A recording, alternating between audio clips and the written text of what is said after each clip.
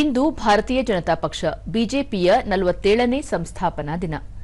ಭಾರತೀಯ ಜನತಾ ಪಕ್ಷ ಮೊದಲಿಗೆ ಭಾರತೀಯ ಜನಸಂಘ ಎಂದು ಹೆಸರಿಸಲ್ಪಟ್ಟಿತ್ತು.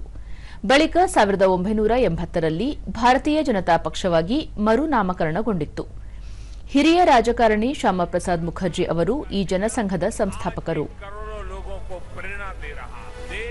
पहली औद्योगिक नीति बनाई। वे कहते थे अगर सरकार उस दौर की सोच से भी बहुत आगे के थे। मैं डॉक्टर श्यामा प्रसाद मुखर्जी का पुण्य ಬಿಜೆಪಿ ಪಕ್ಷದ ಸಂಸ್ಥಾಪನಾ ದಿನದ ಅಂಗವಾಗಿ ಪ್ರಧಾನಿ ನರೇಂದ್ರ ಮೋದಿ ಅವರು ದೇಶಾದ್ಯಂತ ಪಕ್ಷದ ಎಲ್ಲ ಕಾರ್ಯಕರ್ತರಿಗೆ ಶುಭಾಶಯಗಳನ್ನು ತಿಳಿಸಿದ್ದಾರೆ. ಈ ಕುರಿತು ಸಂದೇಶ ನೀಡಿರುವ ಅವರು ದೇಶದ ಅಭಿವೃದ್ಧಿಗಾಗಿ ನಿಸ್ವಾರ್ಥ ಸೇವೆ ಸಲ್ಲಿಸುತ್ತಿರುವ ಎಲ್ಲ ಕಾರ್ಯಕರ್ತರಿಗೆ ಧನ್ಯವಾದ ಸಮರ್ಪಿಸಿದರು. ರಾಜಕೀಯ ವಲಯದಲ್ಲಿ ಮಹಿಳೆಯರಿಗೆ ಹೆಚ್ಚಿನ ಪ್ರಾತಿನಿಧ್ಯ ನೀಡುವ ನಿಟ್ಟಿನಲ್ಲಿ ಮಹಿಳಾ ಮೀಸಲಾತಿ ಕಾನೂನು ಜಾರಿಗೊಳಿಸಲಾಗಿದೆ. 2029ರ ಚುನಾವಣೆಯನ್ನು ನಾರಿ ಶಕ್ತಿ ವಂದನಾ ಅಭಿಯಾನದ ಮೂಲಕ ನಡೆಸಲಾಗುತ್ತದೆ ಎಂದರು. ಪ್ರಸ್ತುತ ಬಿಜೆಪಿ ಉತ್ತಮ ಆಡಳಿತ ಮಾದರಿಯ ಸಂಕೇತವಾಗಿ ಹೊರಹೊಮ್ಮಿದ್ದು, ಸಮಾಜದ ಕಟ್ಟಕಡೆಯ ವ್ಯಕ್ತಿಗೂ ಸರ್ಕಾರದ ಯೋಜನೆಗಳ ಸೌಲಭ್ಯ ಪರಿಣಾಮಕಾರಿಯಾಗಿ ತಲುಪಿಸಲು ಸಕಲ ಕ್ರಮ ಕೈಗೊಂಡಿದೆ. ಪಂಡಿತ್ ದೀನ್ ದಯಾಳ್ ಉಪಾಧ್ಯಾಯ ಅವರ ಅಂತ್ಯೋದಯ ಪರಿಕಲ್ಪನೆ ಅನುಸಾರ ಬಡಜನರ ಏಳಿಗೆಗೆ ಹಲವು ಕ್ರಮ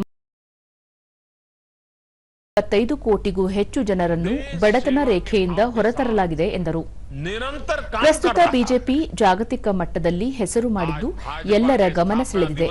ಆದರೆ ಹಲವು ದಶಕಗಳ ಹಿಂದೆ ಪಕ್ಷಕ್ಕೆ ಯಾವುದೇ ಸಂಪನ್ಮೂಲ ಮತ್ತು ಸೌಲಭ್ಯ ಇಲ್ಲದೆ ಇದ್ದಾಗ ಕಾರ್ಯಕರ್ತರು ಅತ್ಯಂತ ಪ್ರಯಾಸದಿಂದ ಜನರನ್ನು ತಲುಪಿ ಪಕ್ಷಕ್ಕೆ ಬಲ ತುಂಬಿರುವುದು ಶ್ಲಾಘನೀಯ ಎಂದರು. 1975ರ ತುರ್ತು ಪರಿಸ್ಥಿತಿಯ ಕರಾಳ ಸಂದರ್ಭದಲ್ಲಿ ಅತ್ಯಂತ ಸಂಕಷ್ಟದ ಪರಿಸ್ಥಿತಿ ಎದುರಿಸಿ ಕಾರಾಗೃಹ ವಾಸ ಅನುಭವಿಸಿದ ಮಹಾನ್ ನಾಯಕರು ಪಕ್ಷವನ್ನು ಕಟ್ಟಿ ಬೆಳೆಸಿದ ರೀತಿ ಅನನ್ಯ ಎಂದು ಹೇಳಿದರು. ಪಕ್ಷದ ಸಂಸ್ಥಾಪಕರಾದ ಶ್ಯಾಮ ಪ್ರಸಾದ್ ಮುಖರ್ಜಿ, ದೀನ್ ದಯಾಳ್ ಉಪಾಧ್ಯಾಯ ಹಾಗೂ ನಾಯಕರಾದ ಅಟಲ್ ಬಿಹಾರಿ ವಾಜಪೇಯಿ, ಎಲ್ಕೆ ಅಡ್ವಾಣಿ, ಕುಶಭಾವ್ ಠಾಕ್ರೆ, ಜನ ಕೃಷ್ಣಮೂರ್ತಿ, ಮುರಳಿ ಮನೋಹರ್ ಜೋಶಿ, ನಾನಾಜಿ ದೇಶ್ಮುಖ್ ಮುಂತಾದವರ ಕೊಡುಗೆ ಸ್ಮರಿಸಿದ ಪ್ರಧಾನಿ, ನೂತನ ಅಧ್ಯಕ್ಷ ನಿತಿನ್ ನಬೀನ್ ಅವರ ಯುವ ನಾಯಕತ್ವ ಪಕ್ಷಕ್ಕೆ ಹೊಸ ಚೈತನ್ಯ ಮೂಡಿಸಿದೆ ಎಂದರು. ಪಂಚ ರಾಜ್ಯಗಳ ಚುನಾವಣೆ ಸಂದರ್ಭದಲ್ಲಿ ಎಲ್ಲೆಡೆ ಪಕ್ಷಕ್ಕೆ ಅಭೂತಪೂರ್ವ ಬೆಂಬಲ ದೊರಕುತ್ತಿದ್ದು, ನೀತಿ, ನಿಷ್ಠೆ ಮತ್ತು ವಿಶ್ವಾಸಾರ್ಹತೆಯ ಮೂಲ ಮಂತ್ರಗಳೊಂದಿಗೆ ಪಕ್ಷ ದೇಶ ಸೇವೆಗೆ ಕಟಿಬದ್ಧವಾಗಿದೆ ಎಂದು ಹೇಳಿದರು. राजनीति में कदम रखने की प्रेरणा मिली।